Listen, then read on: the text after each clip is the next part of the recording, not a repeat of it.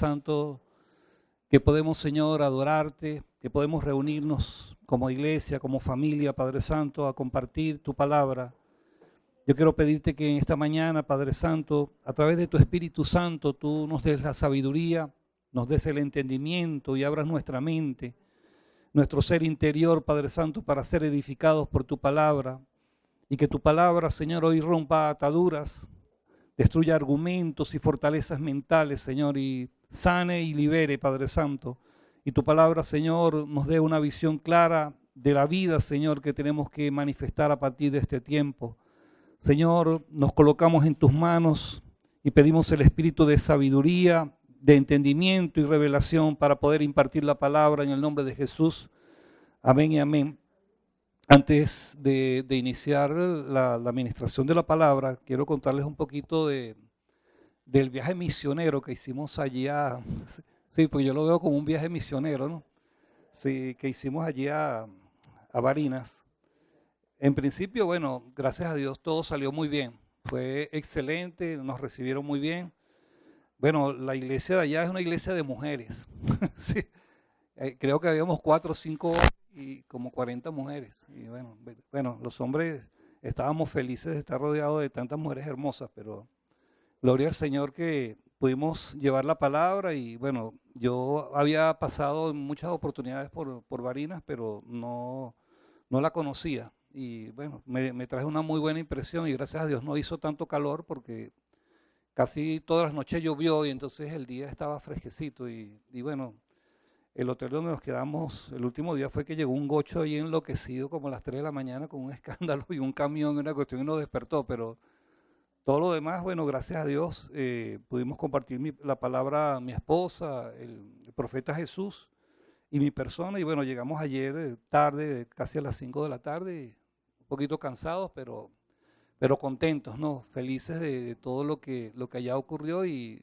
gente muy hermosa, nos trataron muy bien, comimos, bueno, extraordinariamente bien. Tuvimos que romper la dieta, si no hubo otro camino, pero gracias a Dios todo bien. Unas cachapas, pero extraordinarias, sí, sin hablar de la carne, bueno, que nada que envidiarle a Argentina o a Uruguay, sí, una carne muy buena.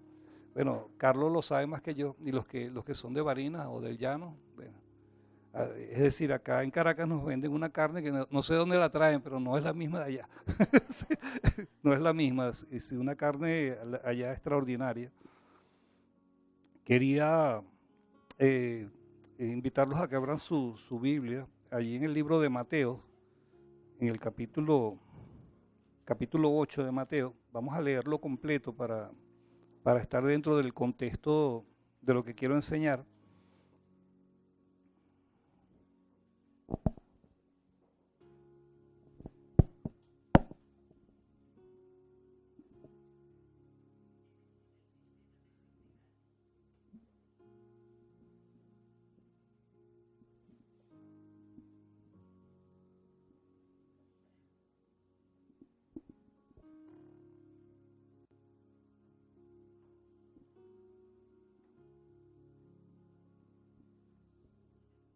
Dice así la palabra de Dios, dice: cuando descendió Jesús del monte le seguía mucha gente, y aquí vino un leproso y se postró ante él diciendo: Señor, si quieres puedes limpiarme. Jesús extendió la mano y le tocó, diciendo: quiero, sé limpio, y al instante su lepra desapareció.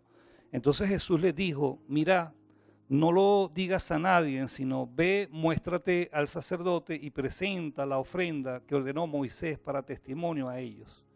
Entrando Jesús a Capernaum, vino a él un centurión rogándole y diciendo: Señor, mi criado está postrado en cama, paralítico, gravemente atormentado. Y Jesús le dijo: yo iré y le sanaré.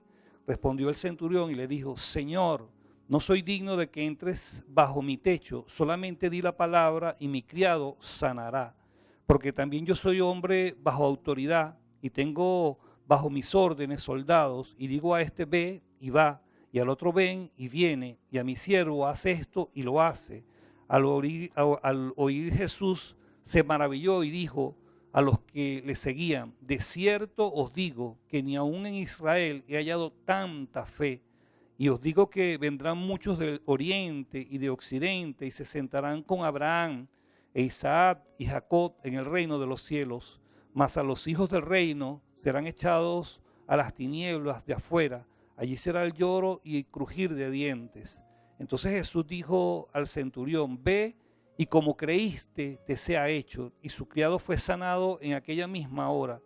Vino Jesús a casa de Pedro y vio a la suegra de éste postrada en cama con fiebre, y tocó su mano, y la fiebre la dejó, y ella se levantó y le servía. Y cuando llegó la noche, trajeron a él muchos endemoniados, y con la palabra echó fuera a los demonios, y sanó a todos los enfermos, para que se cumpliese lo dicho por el profeta Isaías, cuando dijo: él mismo tomó nuestras enfermedades y llevó nuestras dolencias. Viéndose Jesús rodeado de mucha gente, mandó a pasar al otro lado, y vino un escriba y le dijo: Maestro, te seguiré a donde quieras que vaya. Jesús le dijo: las zorras tienen guarida y las aves de los cielos nido, mas el Hijo del Hombre no tiene dónde recostar su cabeza. Otro de sus discípulos le dijo: Señor, permíteme que vaya primero y entierre a mi padre. Jesús le dijo: sígueme, deja que los muertos entierren a los muertos. Y entrando en la barca, sus discípulos le siguieron. Y aquí que se levantó en el mar una tempestad tan grande que las olas cubrían la barca, pero él dormía. Y vinieron sus discípulos y le despertaron diciendo: Señor, sálvanos que perecemos. Él les dijo: ¿por qué teméis, hombres de poca fe? Entonces levantándose reprendió a los vientos y al mar, y se hizo grande bonanza. Y los hombres se maravillaron diciendo: ¿qué hombre es este que aún los vientos y el mar le obedece? Cuando llegaron a la otra orilla, a la tierra de los Gadarenos, vinieron a su encuentro dos endemoniados que salían de los sepulcros, feroces en gran manera, tanto que nadie podía pasar por aquel camino. Y clamaron diciendo: ¿qué tienes con nosotros, Jesús, Hijo de Dios? ¿Has venido acá para atormentarnos antes de tiempo? Estaban paciendo lejos de ellos un hato de muchos cerdos, y los endemoniados le rogaron diciendo: si nos echas fuera, permítenos ir a aquellos hatos de cerdo. Y él les dijo: id. Y ellos salieron y se fueron a aquel hato de cerdo, y aquí que todo el hato de cerdo se precipitó en el mar por un despeñadero, y perecieron en las aguas. Y los que apacentaban huyeron y vinieron a la ciudad contando todas las cosas que le habían pasado con los endemoniados. Y toda la ciudad salió al encuentro de Jesús, y le vieron, le rogaron que se fueran de sus contornos. Extraordinaria esta historia. Y saludos de Barinas, muchas bendiciones, gracias por todas las bendiciones que nos otorgaron allá. Un abrazo a cada uno, y bueno, nos veremos próximamente.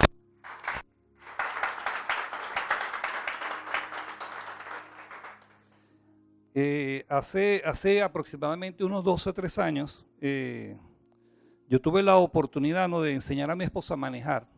Después de, bueno, imagínense ustedes, como 30 años, si nunca quiso aprender a manejar, ¿no? Y aunque es algo un poquito anecdótico, o sea, una anécdota bien particular, ella nunca quiso aprender a manejar porque, bueno, yo era su chofer, pues. Sí, entonces ya, bueno, a la etapa de ya después de tener ya creo que como 52 años, o quizás un poquito más, yo dije, bueno, yo creo que ya es tiempo que ella también aprenda a manejar, porque, es decir, no hay edad para aprender. Si tú estás dispuesto, siempre Dios te va a bendecir, pero dentro de la mentoría que estaba haciéndole para que aprendiera, bueno, me llevé unos buenos sustos, ¿no? Yo creo que la atención allí fue donde se me disparó, porque me hizo pasar unos sustos impresionantes. Y a José Orlando, bueno, le dio taquicardia y todo, sí, taquicardia en aquel tiempo, porque era espantoso. Sí, y de verdad, bueno, cuando ya ella más o menos se sabía desenvolver, ella, bueno, quería llevar al niño a la escuela en la mañana, y yo me despertaba y tenía un miedo que saliera sola. Sí, entonces yo hacía todo lo posible para volver a dormir, para no pensar que ella estaba en la calle con el carro, ¿no? Sí. Sí, total es que, bueno, gracias a Dios, después de muchos sustos y presiones y cuestiones, ya yo no quería enseñarla más.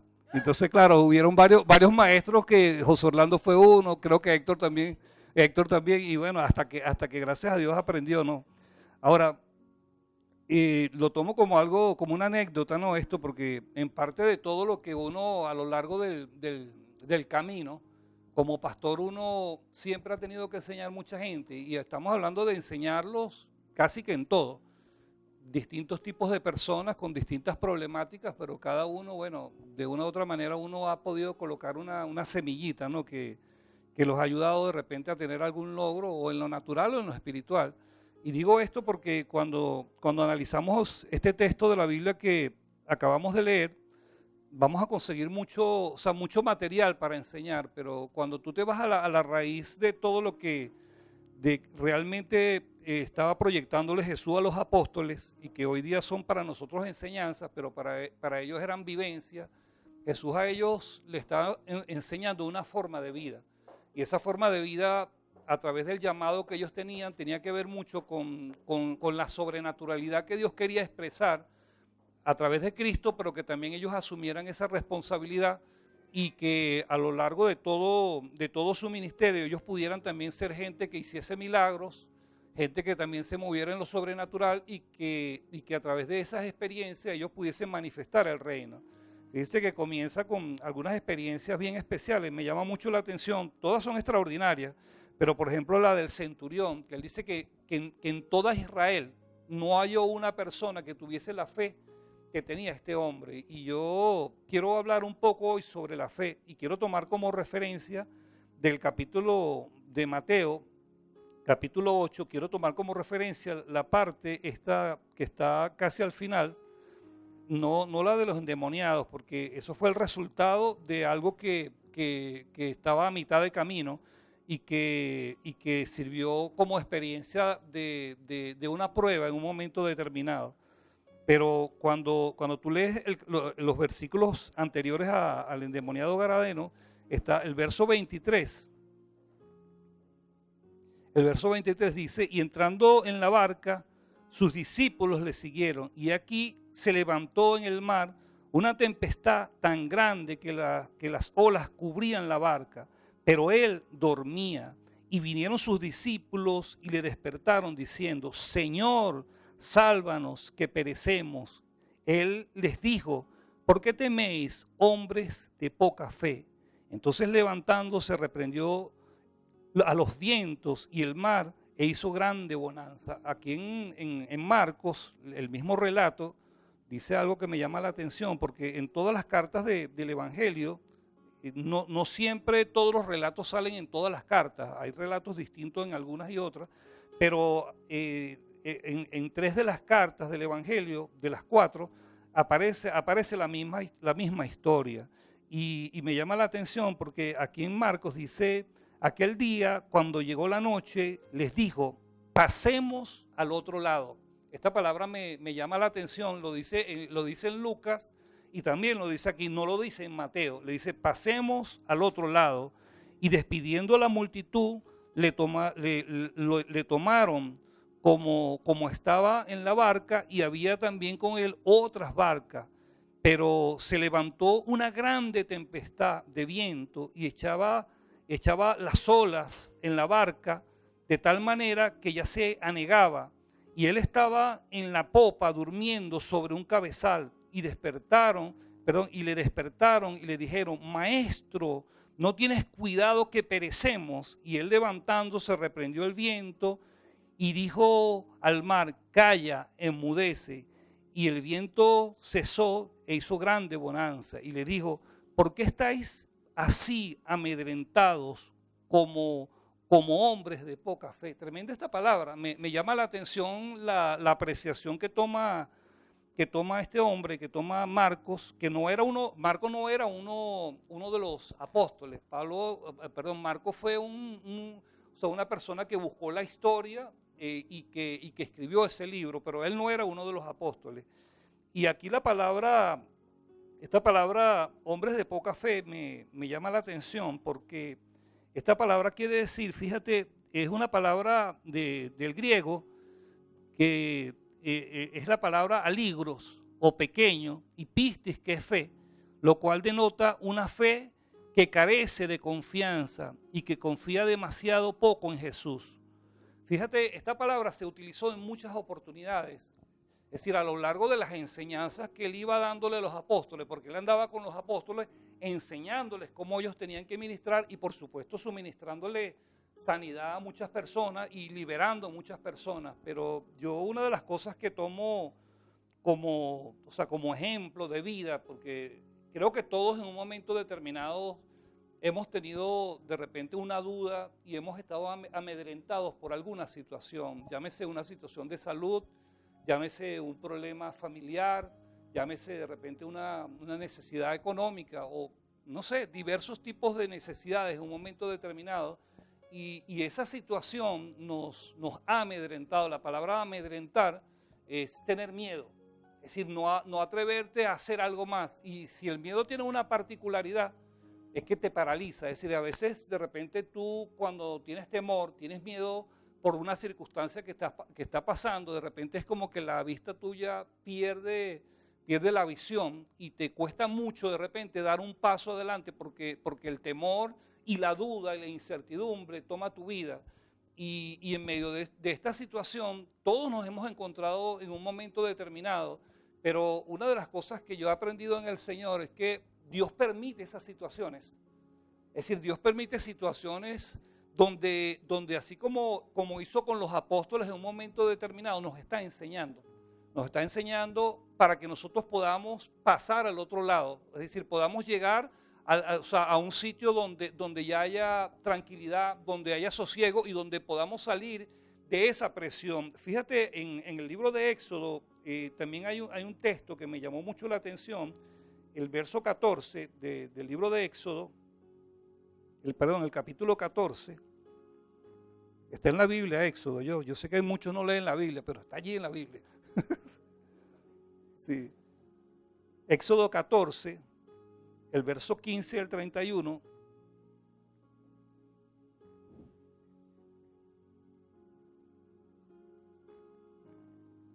Dice el verso anterior, el verso 13, dice, y Moisés dijo al pueblo, no temáis, estad firme y ved la salvación que Jehová hará hoy con vosotros, porque los egipcios que hoy habéis visto, nunca más para siempre lo veréis.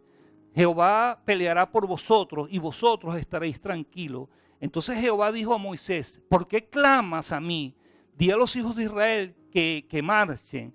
Y tú alza tu vara y extiende tu mano sobre el mar y divídelo entre los hijos de Israel en medio del mar seco. Y aquí yo endureceré el corazón de los egipcios para que los sigan, y yo me glorificaré en Faraón y en todo su ejército, en sus carros y en sus caballerías. Y sabrán los egipcios que yo soy Jehová cuando me glorifique en Faraón y en sus carros y en su gente de a caballo. Y el ángel de Dios que iba delante del campamento de Israel se apartó e iba en pos de ellos. Y asimismo la columna de nubes que iba delante de ellos se apartó y se puso a sus espaldas. E iban entre el campamento de los egipcios y el campamento de Israel. Y la nube, y era nube y tinieblas para aquellos, y alumbraba a Israel de noche. Y en todas aquellas noches nunca se acercó los unos a los otros. Y extendió Moisés su mano sobre el mar, e hizo Jehová que el mar se repartiera por recios vientos del oriente, tal como aquella noche, y volvió el mar en seco y las aguas quedaron divididas. Entonces los hijos de Israel entraron en pos del mar en seco, teniendo las aguas como muros a la derecha y a su izquierda, y siguiendo los egipcios entraron tras ellos hasta la mitad del mar, todas las caballerías de Faraón, sus carros y su gente de a caballo. Y aconteció a la vigilia de la mañana que Jehová miró el campamento de los egipcios desde la columna de fuego y nube y trastornó el campamento de los egipcios. Fíjense qué interesante, ¿no? Este relato, que es una historia que hasta por televisión la han pasado, pero una de las cosas que me llama la atención, no lo dice en esta versión, lo dice en otra, que cuando Moisés clama a Dios, Moisés le dice, ¿por qué clamas a mí? Divide tú el mar. Es Es decir, en pocas palabras, Moisés había sido comisionado y Dios ya le había dado una palabra que él podía dividir el mar. Y ciertamente cuando Moisés le habla al mar, el mar se divide. Y, o sea, y en las versiones, o sea, en otras versiones, sobre todo en los Salmos, dice que detrás de Moisés estaba Dios y el mar vio a Dios y el mar dice que se abrió en dos. Y los israelitas cruzaron el mar como por tierra seca. Ahora, una de las cosas que yo he visto en todos estos años y que una de las cosas que quiero enseñarle hoy a ustedes, porque en medio de las distintas situaciones que uno de repente va atravesando y que son pruebas de fe que todos vamos viviendo, yo creo que una de las enseñanzas más importantes, primero es entender algo, que la confianza que tú puedas tener en algo o en alguien va a ser determinante para lo que tú puedas creer de esa persona. Es decir, la mayoría de nosotros, por ejemplo, dudamos de la gente. Es decir, por ejemplo, a mí cuando me dijeron para ir a Barinas, yo en un momento determinado no quería ir. Primero, tenía mucho tiempo que no salía en viajes a ministrar. Nosotros en Argentina teníamos que viajar todas las semanas. Es decir, no había una semana que uno no tuviese que viajar a otra ciudad y durábamos a veces 15 días fuera de la casa. Yo por lo general soy una persona muy familiar, me gusta, o sea, estar con mi familia. Y eso impedía que de repente yo pudiese estar con la familia compartiendo continuamente. Y no era yo solo, mi esposa tenía que salir por un lado y yo tenía que salir por otro. Íbamos a ciudades distintas y en el año, o sea, fue un año de una actividad. Yo creo que yo conocí más Argentina que Venezuela. Sí, porque era tan continuo el trabajo y en Argentina las distancias son muy largas y uno tenía que viajar 18 horas, 15 horas o sea, y era difícil, pues. Entonces, durante todo ese tiempo, yo de verdad cuando regresé a Venezuela, que Dios me habló de quedarnos acá en Caracas, yo tenía mucho tiempo que no salía. De hecho, ni siquiera, lo más lejos que he ido a La Guaira, ¿sí? que está literalmente en Caracas. Y por lo general no he viajado a otra ciudad y cuando me dijeron para ir allá, oye, inmediatamente, bueno, me dio como que, oye, otra vez, comenzar de nuevo. Sí, entonces, porque se queda una fortaleza en la mente, pues. Entonces después dije, bueno, yo tengo experiencia, pues yo tengo que condicionar mi ser interior para que para mí no sea una carga y que yo pueda tener la suficiente confianza en que si Dios me envió, Dios va a proveer todo lo necesario y va a crear las condiciones para que eso salga bien. Entonces, claro, ¿qué quiero decirte con esto? Que cuando tú estás pasando una prueba, por lo general, que tu mente se bloquea porque de repente te amedrentas, tienes algún tipo de temor o algún tipo de duda, y cuando estoy hablando de esto, no solamente porque tengas una prueba a nivel de repente de algo físico o de algo económico, sino a veces tomar decisiones. Es decir, por ejemplo, hay decisiones cuando de repente vas a hacer un negocio que de repente dudas y crees que no va a salir bien y no te atreves de repente a dar el próximo paso. Esos son impedimentos que muchas veces coloca tu propio temor dentro de ti y que Satanás lo utiliza como un instrumento para que tú no avances a las próximas cosas. Y tomaba como ejemplo lo de mi esposa, porque es decir, uno como pastor, uno es un mentor, que a lo largo del camino uno tiene que vivir aconsejando a cientos de personas para que las personas tomen decisiones que los liberen de repente de un tipo de cautividad y para que aprendamos a confiar en Dios.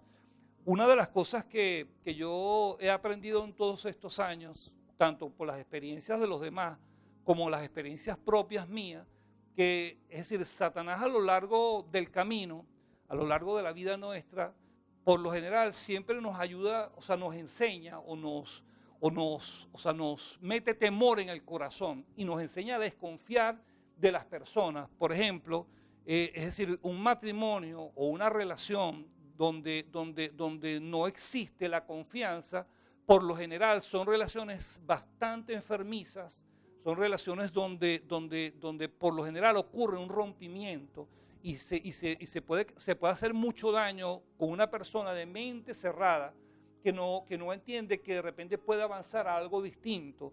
Entonces, claro, la desconfianza, que es lo que en sí era la raíz de lo que le pasó a los apóstoles cuando estaban allí. O sea, Jesús le dio una palabra y le dijo, pasemos al otro lado. Es decir, aunque haya un obstáculo en el otro lado, o sea, a lo largo del camino, en el otro lado, tú vas a llegar si tú crees lo que Dios te dijo.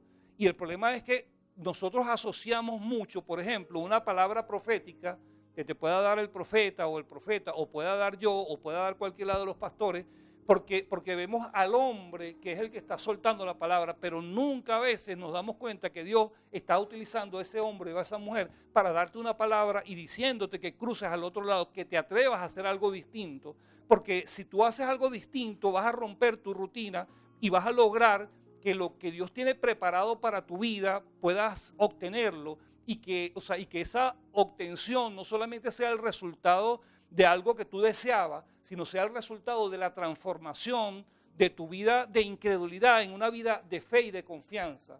Entonces, a lo largo del camino, como te decía, aprendimos a desconfiar de la gente, porque de repente nos engañaron, de repente tuvimos problemas o dificultades con personas y aprendimos a ser gente desconfiada. Y como aprendimos a ser gente desconfiada, a veces tenemos el mismo pensamiento para con Dios, porque pensamos muchas veces que de repente Dios no va a respaldarnos en lo que nosotros estamos haciendo y por causa de esa incredulidad no damos el paso que deberíamos dar para que podamos obtener aquello que Dios quiere que obtengamos. Y yo he aprendido en todas estas cosas que aunque Dios pudiese darnos a nosotros todo lo que nosotros necesitemos y aún mucho más, sin embargo, Dios decide no entregárnoslo, sino enseñarnos a confiar en Él. Es decir, porque la confianza en Él es lo más importante, porque como sin fe es imposible agradar a Dios, entonces es necesario que esa confianza en Dios nosotros podamos cultivarla. Y a través de cultivar esa confianza en Dios, nosotros podamos tener la firmeza y la seguridad. Porque, ¿sabes? Una de las señales que se utiliza para manifestar el temor, no solamente es la desconfianza, que es una de las raíces, sino que el temor nos paraliza también para tomar las decisiones, pero ese mismo temor también nos embrutece, es decir, la mente se nos bloquea, y como se nos bloquea la mente, no queremos oír otra razón que aquella que nosotros hayamos metido allí como un paradigma sedimentado en nuestra mente y que nos puede tener estancado durante generaciones.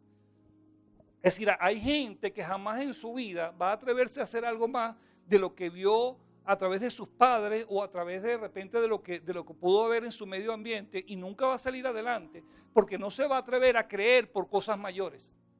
Es decir, las personas por lo general nos desenvolvemos de esa manera.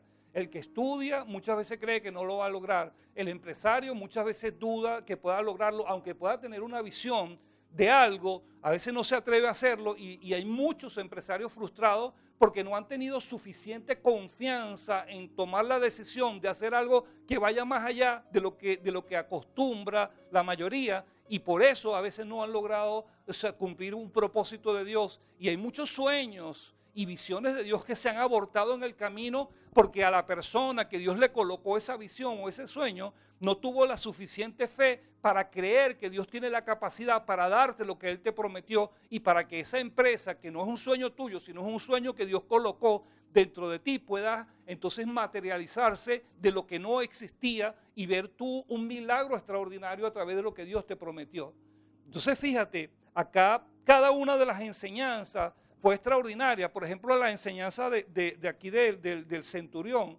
Es decir, el centurión era un militar. Era un militar y él juzgó, él dijo, bueno, si yo soy un militar que tengo autoridad, porque yo tengo autoridad, y yo le digo a un soldado, mira, ve, y él va, y le digo, ven, y él viene, yo puedo entender, Jesús, que si tú tienes autoridad, si tú mandas la palabra, yo sé que mi siervo va a sanar. Imagínate tú el nivel, es decir, el nivel de fe y de seguridad y de confianza que tuvo este hombre, que no era judío, que no era un hombre religioso, pero que era un hombre que creía en la autoridad y que creía en el poder y la seguridad que te otorga tener la confianza en algo que va a funcionar. Y dice que Jesús se maravilló, imagínate, siendo Dios, se maravilló de que un hombre tuviese tal firmeza. Imagínense ustedes lo que nosotros pudiéramos lograr, como dice las Escrituras, si solamente tuviésemos fe como un granito de mostaza, que es algo que tú cuando lo ves es sumamente pequeño. Y con ese nivel de fe nosotros pudiésemos lograr muchas cosas. Ahora, el milagro que Dios quería hacer a través de ellos era extraordinario, porque a lo largo de toda la enseñanza que estaba dando, porque ahí, en las otras versiones dice que le estaba dando un sermón, donde estaba hablando de la semilla de mostaza, estaba hablando de la semilla que cae en el campo y que produce fruto, es decir, estaba enseñando algunas parábolas, y allí estaban los discípulos con él. Y las enseñanzas eran enseñanzas prácticas, pero cuando él los mete allí en el mar, fíjate, dice que él se durmió. Es decir, la enseñanza, él se durmió y él no estaba turbado, él estaba seguro de que él iba a llegar al otro lado. El problema nuestro es muchas veces no creer que nosotros podemos lograr lo que Dios prometió para nuestra vida. Y enseñaba yo hace semanas anteriores el tema del matrimonio. Es decir, el tema del matrimonio, que es un tema que a veces amedrenta porque tú dices, oye, un apartamento, una casa cuesta una fortuna. Y en tu parte natural a lo mejor no vas a lograrlo nunca, pero creyéndole a Dios, yo te aseguro que tú vas a lograrlo. Es decir, Dios está comprometido con su palabra. Es decir, no hay nada que Dios haya prometido que Él se haya olvidado. La Biblia dice que Dios no es hombre para mentir, ni hijo de hombre para arrepentirse. Es decir, Dios no nos va a quedar mal. De forma tal que si Dios prometió alimentarnos y nosotros lo creemos, nosotros vamos a ser alimentados. Si Dios dice que nosotros no nos va a faltar el calzado y el vestido, entonces Dios nunca se va a olvidar de nosotros y nunca nos va a faltar. Pero Dios nos ha prometido cosas mayores. Entonces el tema de la fe, fíjate, tremendo, porque la mitad del camino que representaba ese lago de Genesaret, donde ellos fueron probados y fueron probados y reprobados. Es decir, ellos no pasaron la prueba, tuvieron incredulidad y en medio de la situación se olvidaron que Jesús les dijo, pasemos al otro lado. Entonces, como Jesús es hombre, no es que era hombre, es hombre porque Jesús se encarnó en un cuerpo, Dios es espíritu, pero Dios a través de Jesús se metió en un cuerpo de carne, entonces Dios es hombre. Y como hombre, cualquiera que tenga una relación con un hombre o con una mujer, aprende a tener desconfianza de los seres humanos. No estaban viendo a Dios a través de Cristo. Y la Biblia dice que Cristo es la imagen de Dios. Es decir, el reflejo de ese hombre que hacía milagro era lo que Dios quería que se expresara. De ese hombre que decía, bueno, tienes un siervo enfermo, yo iré a tu casa, yo sanaré, yo iré y oraré por este. Es decir, esa diligencia venía del corazón de Dios y era la expresión de Dios, pero los discípulos veían a Jesús. Y allí es donde está uno de los grandes detalles. Que cuando tú, como vienes con desconfianza, porque de repente en una relación de noviazgo, de repente te traicionaron, te engañaron, entonces ves a todos los hombres o a todas las mujeres como si todos fueran malos. Y entonces comienzas a juzgar a todos los hombres o a todas las mujeres por igual. Y resulta que no hay absolutismo dentro de esto. Porque si hay gente, si hay personas que sí son honestos, si hay personas que sí son personas transparentes y en los cuales tú puedes confiar. No es que pongas toda tu confianza de tu salvación en un hombre, pero si fuese Jesús tuvieses que ponerla, aunque era un hombre. Entonces, el problema de los apóstoles, hay una película, gracias a Dios la pude terminar de ver porque me ayudaron con el Netflix, la cuestión, sí, que se llama María Magdalena, que la están pasando, se las recomiendo. La serie, es un poquito larga, pero tiene una enseñanza impresionante y allí tú puedes ver el significado en la persona de los apóstoles y de Jesús, cómo ellos desconfiaban de Jesús. Es decir, porque cuando tú ves la humanidad de un ser humano, de una persona, y ves sus debilidades, entonces es muy difícil que tú puedas creer que Dios pueda utilizarlo y que Dios pueda tener una palabra a través de esta persona. Y ellos a lo largo de los 3 años y medio que estuvieron con Jesús, eran cabezones, hermano, eran duros de corazón, eran terribles. Por lo menos Pedro, que lo dice la Biblia, Pedro era un cabeza dura. Es decir, era de cabeza dura, terco como una mula, como un Henry. Sí, terco, pero terco, terco. Y, o sea, y a él le costaba mucho creer lo que pasaba. Y claro, a medida que ellos fueron siendo mentoreados, enseñados y formados, y ellos comenzaron a ver los milagros, entonces ellos comenzaron lentamente a ir creyendo en lo que Jesús estaba haciendo. Pero fíjense que aún en la parte final, Jesús a lo largo de los 3 años y medio fue diciéndole que él iba a morir en la cruz del Calvario. Y cuando llegó la etapa de que tenía que morir en la cruz del Calvario, entonces ellos lo dejaron solo. Es decir, ellos cuando vieron que llegaron los militares, agarraron y se fueron corriendo. Y Pedro, bueno, que era como que el más carnal, agarró una espada y le cortó la oreja a otro. Es decir, el tipo dijo, bueno, esto es a piña limpia. Aquí vamos a echarnos cuchillos entre todos. Sí, y Jesús le dijo, mira, Pedro, no es así. Es decir, lo que yo te he enseñado es distinto totalmente. Entonces, porque cuando vemos la parte humana de lo que Dios representa, entonces nosotros nos cerramos a creer que Dios puede hacer algo extraordinario en tu vida. Y yo te puedo decir con toda la experiencia que todo aquello que para mí era imposible lograrlo humanamente, a mí Dios me lo ha otorgado. Sí, o sea, solamente creyéndole a Dios. Y te estoy hablando de milagros extraordinarios, que yo creo que pudiese, mira, enseñarte 3 semanas seguidas de milagros extraordinarios que yo he visto en distintas áreas de mi vida. Milagros con mis hijos, sobrenaturales, milagros sobrenaturales totalmente, milagros económicos sobrenaturales, milagros físicos en mí mismo, sanidades extraordinarias, y que yo he tenido que aprender a creer en Dios. Y mi hijo lo contaba la otra vez cuando a mí se me obstruyó la vena en el corazón. Es decir, a mí me hicieron una mala praxis la primera vez. Porque o sea, a mí supuestamente me destaparon esa arteria y me colocaron un stent, que es lo más costoso de esa operación. Y resulta que este médico, el último que me operó, me dijo que yo no tenía nada allí. Que, o sea, los tipos no me metieron nada. Es decir, se robaron el stent.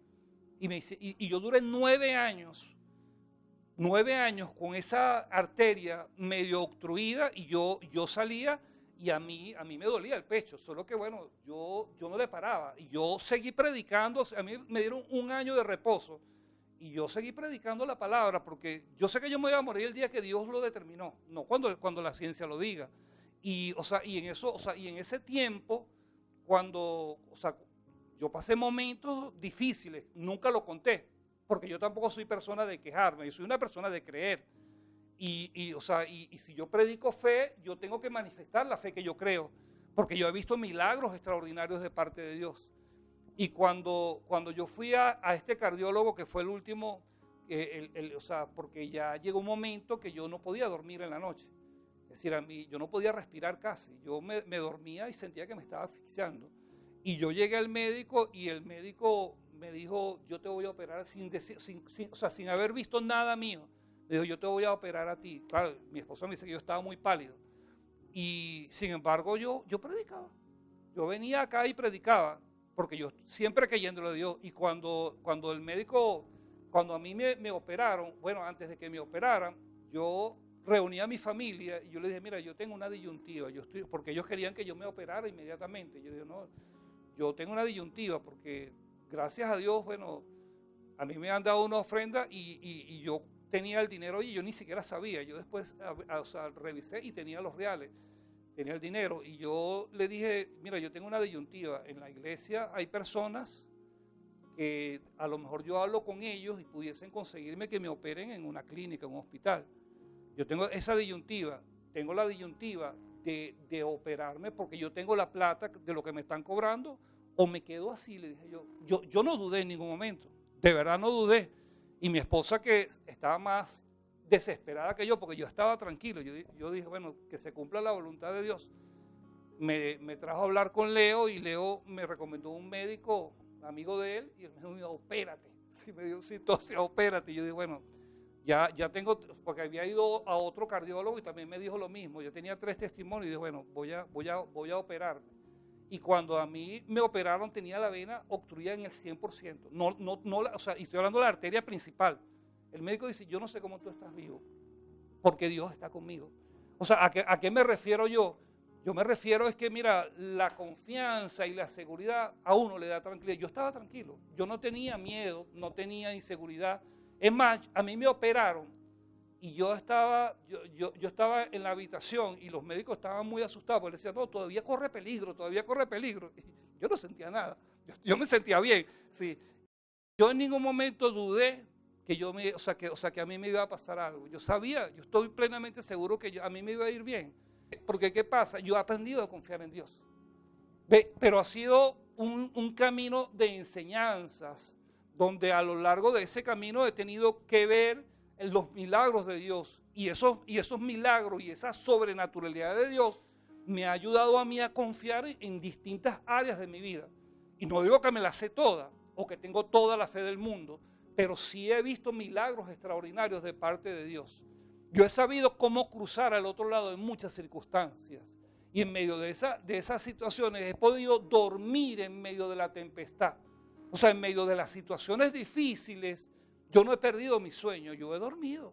He dormido y he descansado o sea, no solamente he descansado, sino que la confianza en Dios te da a ti la seguridad que lo que Dios te prometió se va a cumplir. Entonces, si Dios nos creó a nosotros para que nosotros pudiéramos tener parejas, tener una familia, hermano, yo te digo, cruza al otro lado. Es decir, atrévete a creer que Dios tiene tu pareja, atrévete a creer que no solamente tiene la pareja, tiene tu apartamento, tiene tu casa. Atrévete a hacer aquello que sea necesario de acuerdo a la voluntad de Dios que tú tengas que hacer. ¿Por qué? Porque Dios está contigo. Dios no te va a abandonar en ningún momento. Vas a poder cumplir el propósito de vida humana que Dios determinó para ti y para tu familia, y vas a poder ver a tus hijos crecer, pero no solamente eso, porque eso es parte del regalo de Dios. También vas a poder servirle a Dios sobrenaturalmente en cualquier área donde tú puedas funcionarle a Dios, sea económicamente, sea como pastor o ministro, sea como un profeta o como un maestro de Dios, sea como un servidor o sea como un adorador que puede cantar y que puede ministrar y que puede hacer algo, y que aunque te hayan visto como una persona que no puede hacerlo, yo te aseguro que si Dios te dijo que tú puedes hacerlo. Es decir, nada puede impedir que tú cruces al otro lado. Entonces es necesario que nosotros le creamos a Dios, y me parece extraordinario el milagro, porque fíjate, eran 13 personas que estaban en la barca. Es decir, estaban todos estos tipos que eran pescadores, que es lo que más me impresiona, porque Pedro era pescador, Juan era pescador, es decir, todos ellos eran pescadores, y sin embargo se vio su imposibilidad natural de poder hacer algo para cruzar al otro lado. Es decir, ellos sí podían hacerlo, porque ellos sabían cómo manejar una barca. Quién sabe cuántas veces ellos no vieron tempestades en medio del mar, y sin embargo, bueno, estaban vivos. Y cuando Jesús les dijo, mira, pasen al otro lado, es porque Jesús sabía que ellos podían hacerlo. El problema es que su falta de confianza y su falta de seguridad impidió que ellos pudieran hacer el milagro, o que pudieran recibir el milagro que Dios le había prometido. Y fíjate, para uno como una persona de experiencia, sabes que una de las cosas más difíciles que yo he visto en la vida del ser humano es poder recuperar la confianza. Si cuando a ti te enseñaron a desconfiar porque te lastimaron, es decir, cuando hubieron personas que de repente hiciste negocio, te robaron, te mintieron, tuviste una relación con alguien y te engañó, y entonces se crea esa herida profunda en el corazón de la persona, recuperar la confianza en alguien es bien difícil. Es decir, pueden pasar años, muchos años, y la confianza siempre está vulnerable. ¿Por qué? Porque cuando la persona ve que alguien hace algo parecido a lo que te hicieron, inmediatamente uno se bloquea y uno se cierra y uno reacciona de mala manera, y entonces eso impide que de repente tú puedas recibir de parte de Dios a través de una persona aquello que Dios tiene para tu vida. Porque sabes, la expresión de Dios, que es espíritu, porque Dios es espíritu, es a través de gente, es a través de personas. Yo recuerdo hace muchos años, Yo conocí a una persona que la persona siempre llega tarde, que la persona te dice una cosa y se le olvida. Y yo los primeros años, yo tenía como bronca. Sí, yo decía, oye, pero me invitan a la reunión y yo llego a la reunión y me dejan embarcado. Entonces, claro, ya uno es grande, uno no está para juego, pues. Es decir, ya uno dice, bueno, y yo de verdad, llegó un momento y dije, yo no voy a ir más, que no me hable más, que no me diga más nada. Y yo, bueno, el Espíritu Santo me dijo a mí que fuera, y tuve que ir, pues. Y sabes que a lo largo de todos estos años ha sido una de las personas que ha sido de más bendición para mi vida. Porque no se determina por el carácter de la persona, ni siquiera por lo que la persona de repente en un momento muestra. No, Dios utiliza los vasos que Él quiere para bendecirte. Es decir, la persona puede quizás no ser del color, no tener el olor que a ti te gusta, pero si Dios quiere expresar algo a través de esa persona, Dios lo va a hacer. Y si tú no tienes la suficiente fe para ver lo que Dios puede hacer a través de esa persona, tú te cierras al milagro y no vas a cruzar al otro lado de aquello que Dios tiene para ti. Entonces, para nosotros es importante entender esta palabra. ¿Por qué? Porque Dios se expresa a través de personas. O sea, Dios puede abrazarte a través de una persona y darte una palabra. Dios puede, a través de un abrazo, hasta sanarte. Hay personas que tú no necesitas orar por ellos, tú simplemente lo abrazas. Y no eres tú que lo estás abrazando, es Dios que está abrazando a esa persona y Dios se está expresando a través de tu vida para bendecir a esa persona. Hay personas que tú puedes darle una ofrenda y no eres tú, es Dios que está haciéndolo a través de él y Dios bendice la vida de esa persona y tú no tienes ninguna gloria en lo que tú estás haciendo porque es Dios utilizando un vaso para bendecir la vida de una persona. Y cuando oras por una persona, no eres tú el que sana a la persona. O sea, no es que tú ayunaste 40 días para que él se salvara. No, es Dios que coloca el querer y el hacer para hacer su voluntad en la vida de una persona, para hacer el milagro que tú necesitas. Entonces, acá esta enseñanza que es extraordinaria y que pudiéramos sacar muchas cosas de ella, para nosotros tiene la esencia misma de aquel mismo tiempo en el tiempo nuestro.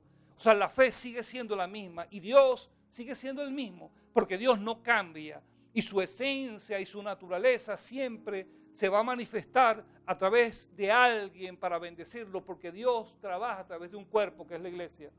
Y esa expresión de vida, mira, extraordinaria, porque mira, es decir, Dios gobierna, Dios manda, aunque tú no lo veas, y Dios hace las cosas de acuerdo a su naturaleza. Yo recuerdo en muchas oportunidades que mi esposa se enfermaba y Dios me decía, abrázala, porque tú eres la expresión de mi amor hacia ella, me decía Dios a mí. Y yo eso al principio no lo entendía, pero yo entendí que la expresión de Dios hacia tu pareja eres tú mismo. Y cuando tú eres una persona tosca, bruta, una persona que no sabe eso, en vez de ser el instrumento de Dios, eres instrumento de Satanás para dañar la vida de las personas. Porque a veces no entiendes lo que Dios está haciendo en tu vida.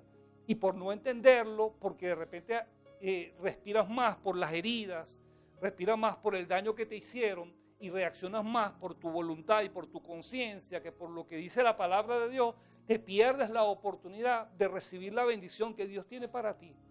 Entonces los apóstoles allí no entendían lo que Jesús iba a hacer al otro lado. Había un hombre en el otro lado, aquí en la versión, en Mateo dice que eran dos, en las otras versiones dice que era uno. Bueno, no sé, no vamos a discutir sobre eso. O sea, es irrelevante si eran dos o era uno. Pero dice que había una persona que estaba loco del otro lado y que estaba tan loco y tan endemoniado que dice que lo ataban con cadenas y dice que las rompía. Y dice que por ese camino no podía pasar nadie, porque dice que no podían con ese loco. Sí, no podían con ese loco. Pero había un milagro que Dios quería hacer a través de los apóstoles y del Señor allí en esa zona, allí en la zona de los Gadarenos. Y ellos no entendían lo que Dios iba a hacer. Y fíjate, cuando tú cruzas al otro lado, no solamente vas a pasar la prueba de fe que Dios permitió en tu vida, sino que del otro lado hay un milagro aún más grande. Es decir, o sea, cuando tú tomas la decisión, por ejemplo, de hacer un negocio y tomas la decisión correcta y tú cruzas al otro lado, del otro lado va a venir la prosperidad, del otro lado van a venir los milagros. De este lado del río, de este lado del mar, no está el milagro, está del otro lado. Es decir, si estás en tu costumbre, en tu sitio de confort y de comodidad, o sea, en lo que ya tú acostumbraste y que no has hecho nada, allí nunca vas a recibir el milagro de Dios. Que para recibir el milagro de Dios tú tienes que pasar al otro lado. Si no pasas al otro lado, ¿qué representa el otro lado? La decisión. Representa creerle a Dios, atreverte a hacer algo nuevo, algo distinto, y a través de ese acto de fe, entonces el milagro se va a desatar. Porque cuando Dios tiene un milagro, Dios no te lo va a dar allí como un teterito allí donde tú estás tirado. No, Dios te va a decir, camina, avanza, y allá yo te voy a dar lo que tú necesitas, porque Dios quiere sacarnos de nuestro estancamiento. O sea, de ese sitio donde la maldición te ha tenido atrapado a ti y quizás tuvo atrapado a muchos de tus familiares y que se quedaron en ese tiempo y que no avanzaron a otras cosas. Pero Dios no nos llamó a nosotros a quedarnos postrados allí, metidos en un solo sitio. Dios nos llamó a trascender.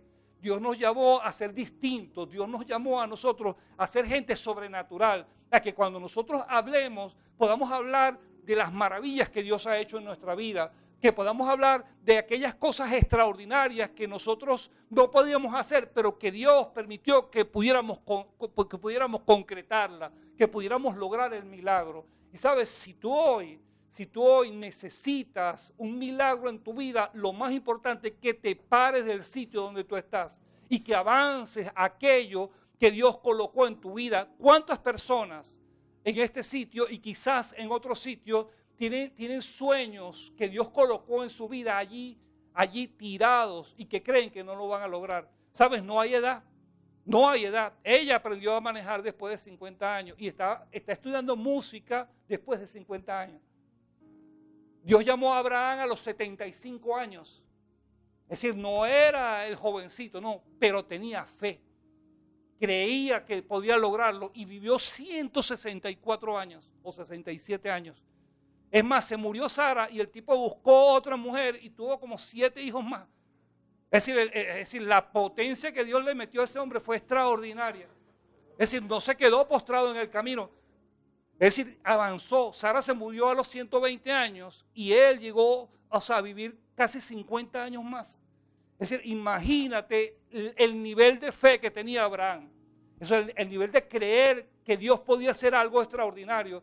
Y dice las Escrituras que cuando él tenía 99 años, dice que su cuerpo, dice que estaba en necropsis, dice que su cuerpo estaba como muerto. Dios lo rejuveneció, porque cuando tú le crees a Dios no hay nada imposible. Es decir, cuando uno le cree a Dios, Dios puede hacer aquello que la ciencia no va a poder hacerlo nunca, pero que tú tampoco muchas veces con tu esfuerzo vas a lograrlo, pero Dios lo va a hacer. Entonces nosotros podemos vivir vidas sobrenaturales. O sea, nosotros podemos vivir vidas de milagros extraordinarios. Y no te estoy hablando de algo que pertenecía al pasado, te estoy hablando de algo que pertenece al presente. Yo recuerdo cuando mi hijo nació, lo he contado en otras oportunidades, pero son varias cosas. O sea, las 2 piernas él las tenía dobladas, las tenía dobladas totalmente. Y él cuando caminaba se caía cada rato porque las 2 piernas las tenía arqueadas.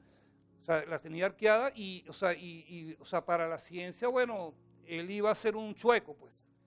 Sí, y yo recuerdo, yo le dije a mi esposa, mira, vamos a creerle a Dios. Vamos a creerle a Dios y vamos a orar por él. Y agarramos en la noche una venda. Agarramos una venda y se la poníamos alrededor de las piernas y orábamos por él. Y a él se le enderezaron las 2 piernas. O sea, él juega fútbol, no tiene las piernas chuecas ni nada por el estilo. O sea, Dios hizo el milagro. Y te estoy hablando, nosotros hemos visto milagros extraordinarios. Yo recuerdo una oportunidad, yo trabajaba en Guri. Y yo tenía que irme mucho tiempo. Y cuando me iba, ella se quedaba con los niños sola. Y yo recuerdo, ese es un testimonio de ella, pero recuerdo que ella, justamente él se enfermó y ella no tenía plata. Y ella se puso a llorar y le clamó a Dios. Y cuando abrió los ojos, había dinero en el suelo. ¿Lo vio? Había dinero en el suelo. Apareció dinero en el suelo. Y ella pudo ir y comprar la medicina que le hacía falta. Te estoy hablando de milagros tremendos. Yo he visto milagros tremendos, hermano. Yo he visto milagros extraordinarios. Pero mi vida ha tenido que ser una vida de fe. Es decir, yo he aprendido a confiar en Dios, quizás no en el más alto nivel, pero sí creo que Dios puede hacer cosas extraordinarias, hermano. Es decir, si Dios lo hace conmigo, Dios lo hace contigo. O sea, Dios tiene para tu vida todo aquello que tú necesitas a lo largo de todo tu camino. Pero hay muchas cosas que se quedaron allí en el desierto, que se quedaron postradas porque tú no le has creído a Dios. O sea, ¿qué milagro tú quieres que Dios haga en tu vida? ¿Qué milagro tú quieres que Dios haga en tu vida? Porque Dios tiene el milagro que tú necesitas. O sea, porque para Dios no hay nada imposible. Y sabes, esta vida de fe, esta vida de fe que la encontramos a lo largo de todas las escrituras, o sea, es la esencia de lo que no representa la religión, ni la representa la hechicería, ni la representa ningún culto que haya sobre la tierra, porque solamente está representada a través de la vida de un hombre que caminó con fe, que le creyó a Dios en todas las cosas y que dejó un ejemplo que las naciones pueden seguir para mostrar una forma de vida exitosa, para mostrar una forma de vida de excelencia, para mostrar una forma de vida de milagros y maravillas. Porque la brujería lo único que hace son ritos, porque las religiones lo único que te enseñan es ayunar y hacer un montón de ritos, pero no a creerle a Dios. Porque cuando tú necesitas hacer un montón de cosas para que Dios haga algo es porque tú no le has creído. No sé, se lo repito. y esto yo sé que choca a las personas tradicionales, a los evangélicos tradicionales les choca. Pero esto no es un asunto de hacer muchas cosas, es un asunto de obedecer lo que Dios mandó. Y si Dios te dijo, cruza al otro lado, no te dijo, ayuna primero, busca primero, que después de largas cadenas de oración, entonces yo haga el milagro. No. Es decir, es créele. O sea, el centurión le creyó y él recibió el milagro instantáneamente. O sea, no hizo una cadena de oración y de ayuno. Y no estoy diciendo que no tengas que ayunar si te da la gana de ayunar. Eso es problema tuyo. No te estoy diciendo que no ores, porque orar es comunión con Dios. Simplemente te estoy diciendo que el método es creer. O sea, el creer te va a ahorrar mucha necesidad de pasar hambre, de pasar necesidades y cuestiones. Porque cuando tú crees, Dios lo hace. Dios lo hace, Dios realiza el milagro solamente cuando tú lo crees. Porque esa es la condición que Dios dejó para bendecirnos a nosotros, al Nuevo Testamento. Ahora, si quieres vivir en el Antiguo Testamento, bueno, ahí tienes una larga lista de un montón de sacrificios que tú puedes hacer. Y que quizás a lo mejor Dios por misericordia puede hacer algo, pero yo prefiero lograrlo creyéndole. Yo prefiero creerle a Dios porque Él no es hombre para mentir, porque Dios no me va a engañar, porque Dios no me va a fallar ni me va a dejar morir en el camino. Yo voy a llegar hasta el sitio que Dios dijo que yo iba a llegar. Y voy a cumplir aquello que Dios dijo que yo fuese a cumplir. Y voy a caminar en aquello que Dios dijo que yo iba a caminar. Y estoy caminando, amén. Así que lo invito a que estemos en pie.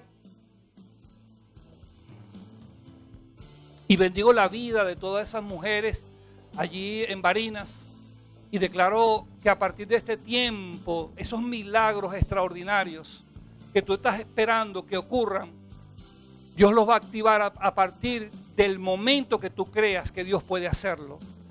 Dios va a hacer aquello que el hombre no puede hacer, y aquella sobrenaturalidad de esos milagros, de esas sanidades y de esos milagros económicos que tú estás esperando se van a liberar cuando tú le creas al Padre en el nombre de Jesús.